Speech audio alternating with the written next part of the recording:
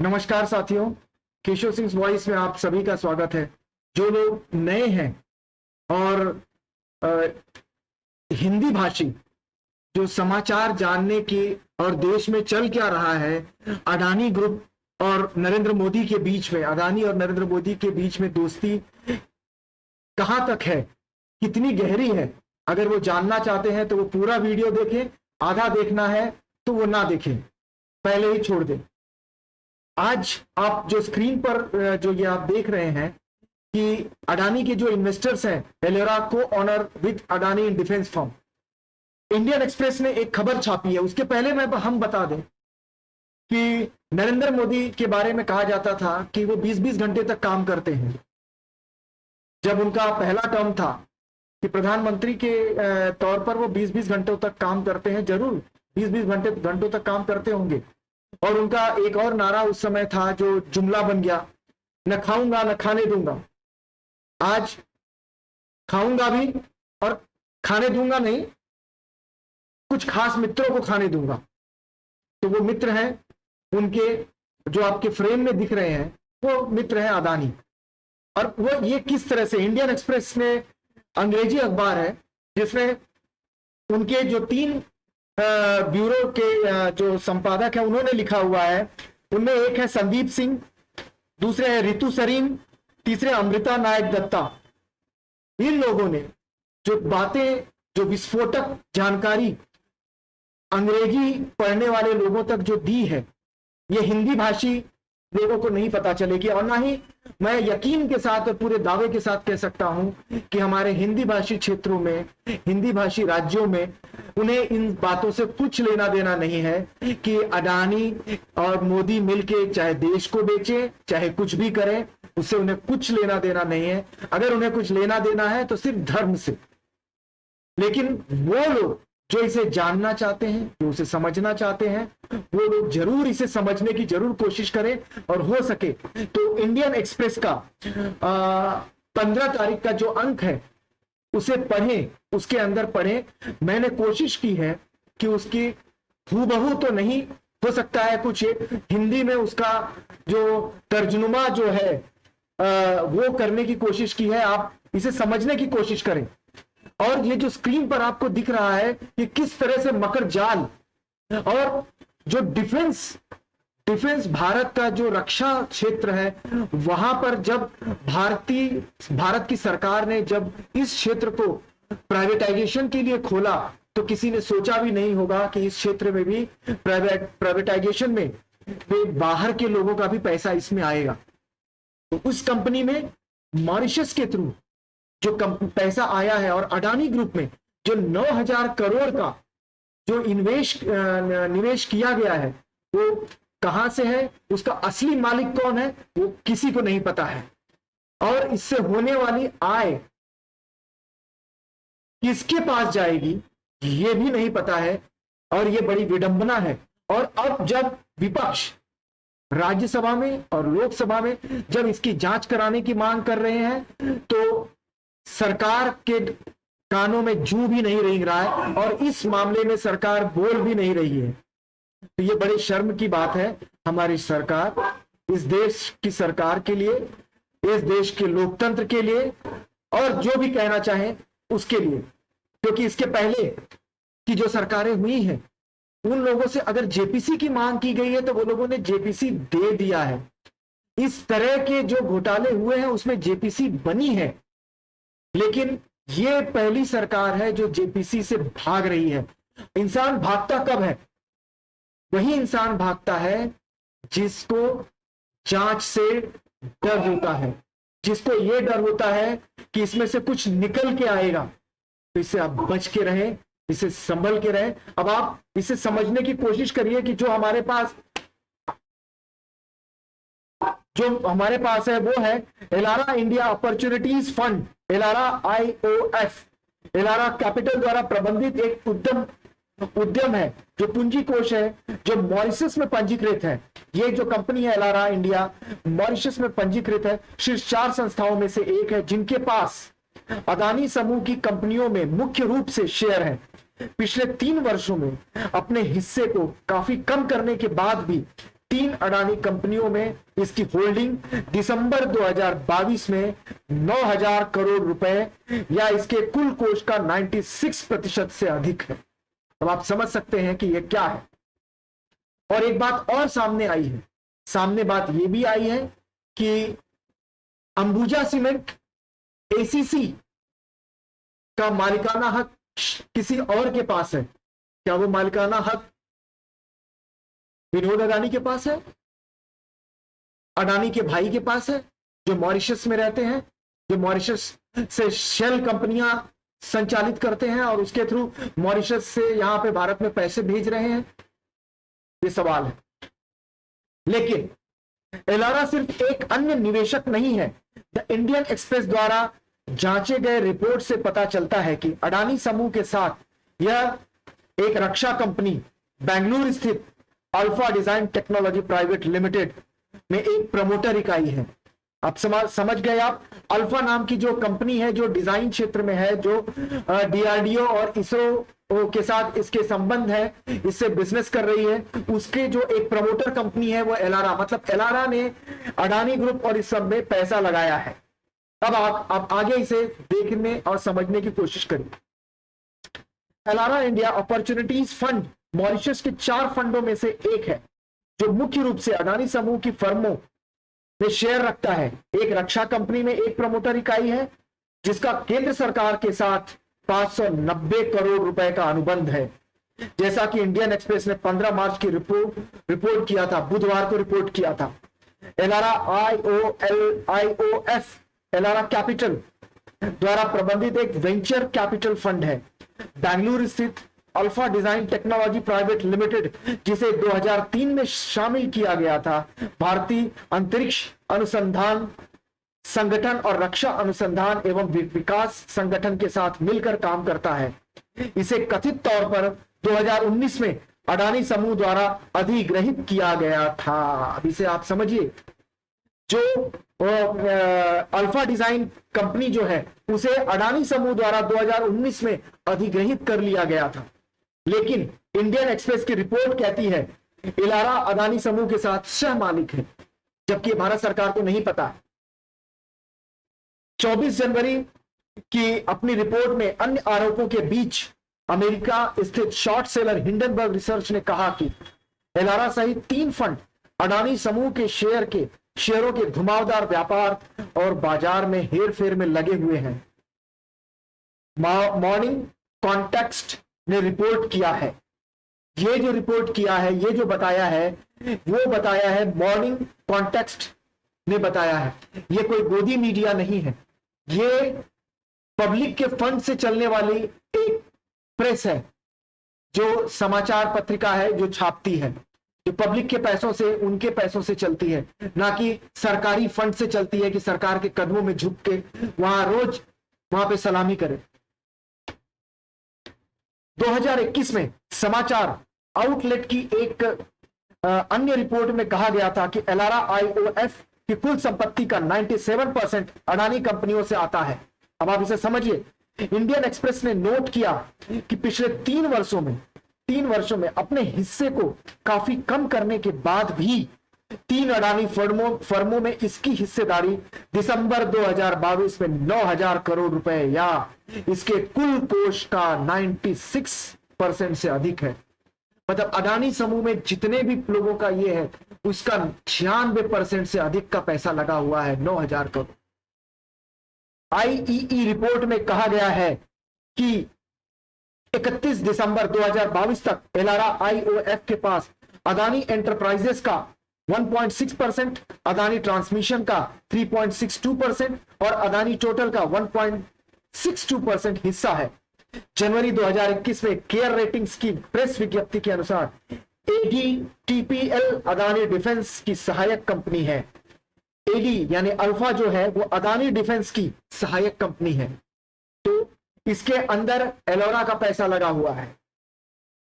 अब आप अगर इतना इस तरह के आरोप अगर लगते हैं तो क्या इसकी जांच नहीं होनी चाहिए?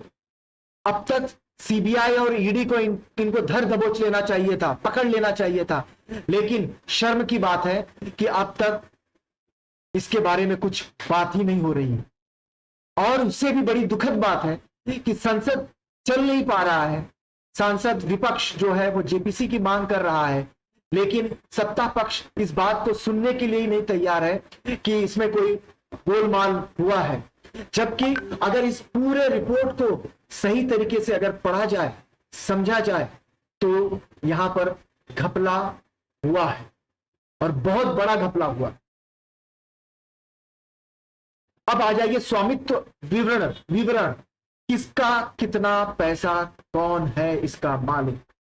अडानी समूह के एक प्रवक्ता ने दैनिक को बताया कि एडीटीपीएल में सबसे बड़े प्रवर्तक वसाका प्रमोटर्स एंड डेवलपर्स हैं। अब आप जो स्क्रीन के ऊपर जो आपको जो दिखाई दे रहा है, आप उसे भी देखते रहिए और जो मैं कह रहा हूं उसे भी देखिए। हालांकि इंडियन एक्सप्रेस द्वारा उद्धृत रिकॉर्ड से पता चलता है कि अडानी समूह और एलारा के पास बेंगलुरु स्थित कंपनी में बहुमत हिस्सेदारी 51.65% है। अब आप समझिए क्या है। अडानी समूह और एलारा के पास बेंगलुरु स्थित कंपनी में 51 एलारा और अडानी समूह के पास 51.65 की हिस्सेदारी है। 2017 में अडानी डिफेंस उन कंपनियों की तलाश कर रहा था जो भारत में रक्षा इलेक्ट्रॉनिक्स के साथ साथ एरोस्ट्रक्चर क्षमता दोनों प्रदान कर सके। अल्फा डिजाइन टेक्नोलॉजीज में इलेक्ट्रॉनिक्स के साथ साथ एरोस्ट्रक्चर दोनों की क्षमता थी। अडानी डिफेंस ने 2018 में एडीटीपीएल में निवेश किया था।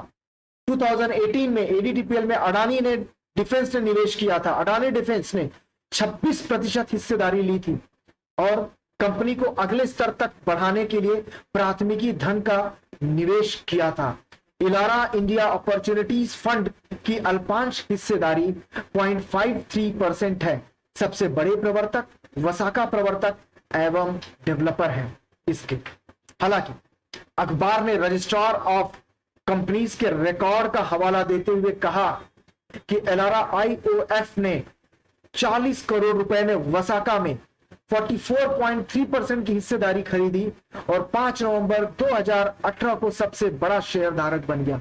अब आप समझे, जो वसाका के साथ में अडानी डिफेंस का और अडानी ग्रुप का जो ये था, जो उसने निवेश किया था, उस वसाका में एलोरा का जो है वो 40 करोड़ में उसने 44.3% की हिस्सेदारी खरीद ली थी। तो अब उसका जो स्वामित्व है वो एलारा है, ना कि वसाका। रिपोर्ट में कहा गया एलारा आईओएफ ने 1 दिसंबर 2018 को 7.62 करोड़ रुपए में सीधे एडीटीपीएल में 0.53% खरीदा। वास्तव में एलारा आईओएफ की एडीटीपीएल में लगभग 26% 25.65% हिस्सेदारी है। अब आप इस गोलमाल चक्र को भी समझने की कोशिश करिए। 13 दिसंबर 2018 को अडानी डिफेंस ने एडीटीपीएल की का 26% अधिग्रहण करने के लिए 400 करोड़ रुपए का निवेश किया। इसमें कंपनी का मूल्य लगभग 1538 करोड़ रुपए आंका गया। इस प्रकार अडानी और एलारा की संयुक्त रूप से 51.65 यानी एडीटीपीएल में बहुमत हिस्सेदारी हो गई। अब एडीटीपीएल की जो हिस्सेदारी हो गई वो अडानी की और एलारा की संयुक्त रूप से 51.65% की हो गई। बाद में कंपनी ने अडानी डिफेंस को वसाका के साथ एक प्रमोटर बनाया, जिसमें एलारा आईओएफ 44.3 हिस्सेदारी के साथ सबसे बड़ा शेयर धारक है और कर्नल एचएस शंकर इसके जो शेयर धारक है वो आईओएफ, एलारा आईओएफ और कर्नल एचएस शंकर है। वसाका प्रमोटर्स एंड डेवलपर्स को 1995 और 2006 में शामिल किया गया था। तब से इसकी शेयरधारिता बदल गई है। 31 मार्च 2022 के अंत में वसाका की शेयरधारिता थी एलारा आईओएफ 44.3। 31 मार्च 2022 के अंत तक आईओएफ जो एलारा आईओएफ थे 44.3। अमरजीत सिंह बख्शी द्वारा स्थापित सफदरजंग एस्टेट्स 22.38%, अमरजीत सिंह बख्शी 1.38%, AR मुरुगप्पन 7.99% और M Subramaniam 7.99%, wellness charitable trust 15.97%। शुरू से मुरुगप्पन और एम सुब्रमण्यम शुरू से ही कंपनी के शेयर धारक रहे हैं। मुरुगप्पन और सुब्रमण्यम शुरू से इसके शेयर धारक रहे हैं। 31 मार्च 2022 तक ADTPL की शेयर धारिता इस प्रकार थी। वसाका का 56.37%, अडानी 26%, कर्नल शंकर 0.019%, एलारा और IOF 0.53%, one earth capital 10.3%, alpha design ESOP trust 5.8%। अब आप समझे, अब आप इसमें से देखिए किस तरह से अल्फा डिजाइन में अडानी डिफेंस ने लगाया, अडानी डिफेंस में अडानी ग्रुप ने पैसा लगाया, अडानी ग्रुप में एलोरा ने पैसा लगाया और अल्फा डिफेंस में वसाका ने पैसा लगाया और एलोरा IOF में वसाका ने पैसा लगाया और एलोरा नहीं अडानी ग्रुप ने पैसा लगाया। तो अल्टीमेटली जो है अंत में अगर आप देखेंगे तो एलोरा जो है सीधे सीधे अडानी ग्रुप का सहमालिक है, जबकि अभी भारत सरकार के पास इसकी कोई जानकारी नहीं है कि इसका मालिकाना, इसका जब जो प्रॉफिट होगा, प्रॉफिट शेयर किसके साथ होगा, किनके साथ होगा, और जो 9,000 करोड़ रुपए जो इन्होंने निवेश किए हैं वसाका और इलारा का, वो 9,000 करोड़ रुपए क्या, उसका स्रोत क्या था। अब वो मॉरिशस से तो आया था। G20 का जो यहां पर जो सम्मेलन हो रहा है, विश्व गुरु बनने की तरफ हम चल रहे हैं, क्या हमारे प्रधानमंत्री मॉरिशस से अगर ये पूछ लेते कि 9,000 करोड़ रुपए का स्रोत क्या है, तो क्या आज पता नहीं चल जाता। अगर क्या इन्हीं 9,000 करोड़ रुपए में से इलेक्टोरल बॉन्ड के थ्रू भारतीय जनता पार्टी को इलेक्शन लड़ने के लिए पैसे मिलते थे, ये एक बहुत बड़ा प्रश्न चिन्ह है।